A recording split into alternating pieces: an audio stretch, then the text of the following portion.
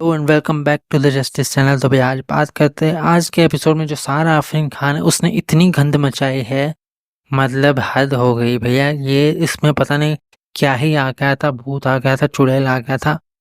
उसने मतलब Vivian, Alice, Isha और अविनाश इन चारों की जो नींद चैन हराम कर रखी है बंदी ने, इतनी गंद मचाई है। उसका जो रिएक्शन है वो बिल्कुल एक्सेप्टेबल नहीं है। वो सारी चीज़ मैं मानता हूँ, जो भी चीज़ें बोली बहुत ही 30 लेवल पे जाके बोली है उसने। कैरेक्टर पे भी गई है, तीनों के कैरेक्टर पे गई है। लेकिन अभी तक जो सारा खान झेल रही थी, जो पार्शलिटी घर में चल रही थी और बार बार उसको मोक किया जा रहा था शुरू से लेके अभी तक, ये सारी चीज़ें ना बर्स्ट आउट निकली है। तो इस बर्स्ट आउट के चक्कर में, क्योंकि ये पार्शलिटी जो अविनाश, मतलब ईशा और विवियन, ये जो तीनों के फेवर में चीज़ें हो रही थी, उनको कुछ भी नहीं बोला जा रहा था। सारी चीज़ें उन पे मतलब फ्री छोड़ के रखा था। इन दिस बायसनेस, ये जो फ्रस्ट्रेशन है वो एंड में निकली है और ये बहुत ही गंदी वाली निकली है। तो सारा खान का जो टाइम गॉड का था जो आज टास्क, उसमें सबसे अच्छा परफॉर्म, मैं सच्ची बता रहा हूँ अभी रजत के बारे में। रजत ने ना, रजत में दिमाग है लेकिन ताकत के चक्कर में वो बंदा उसको मिसयूज कर रहा है भैया।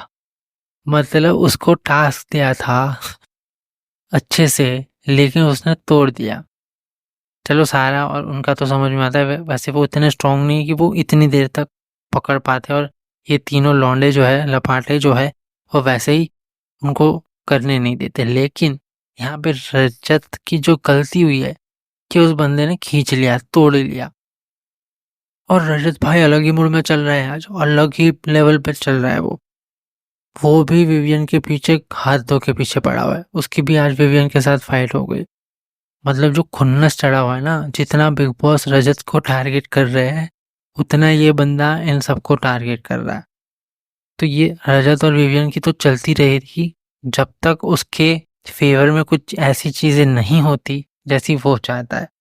तो रजत की तो खुन्नस चढ़ी हुई है। जो ये लाडला लाडला बॉन के जो बिग बॉस ने ये उपाधि दी है ना, यही विवियन को भारी पड़ रही है। तभी टाइम गॉड टास्क के बारे में बात करते हैं।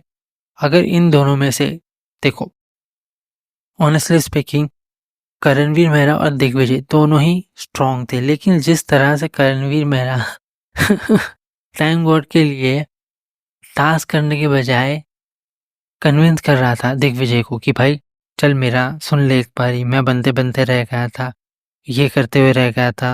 यार ये चीज़ मेरे को बड़ी गलत लगी। अगर टास्क है तो यार स्पोर्टिंगली खेलो दोनों, सिंपल से। दिग्विजय तो परफॉर्म वेल, बहुत ही बढ़िया खेल रहा था। जहाँ पे उसको बोलना चाहिए वहाँ पे भी बोल रहा था।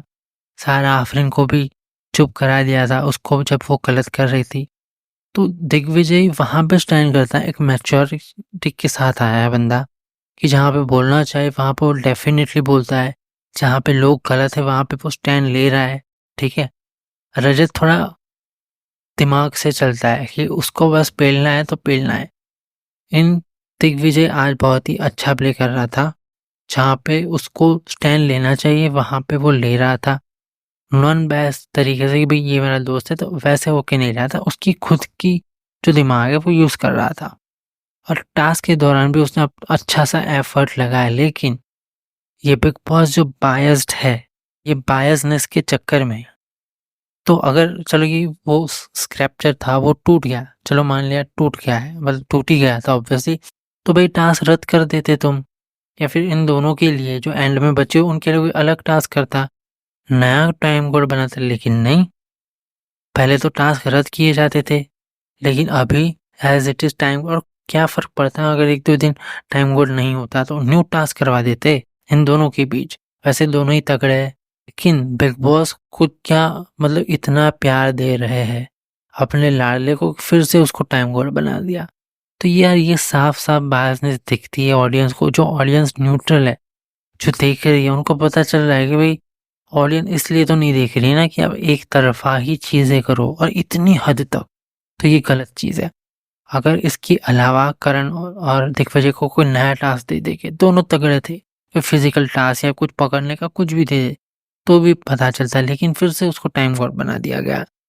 और इसी इमेज को ट्रैश करने के लिए विवियन को पहले तो लाडला बनाया, ठीक है?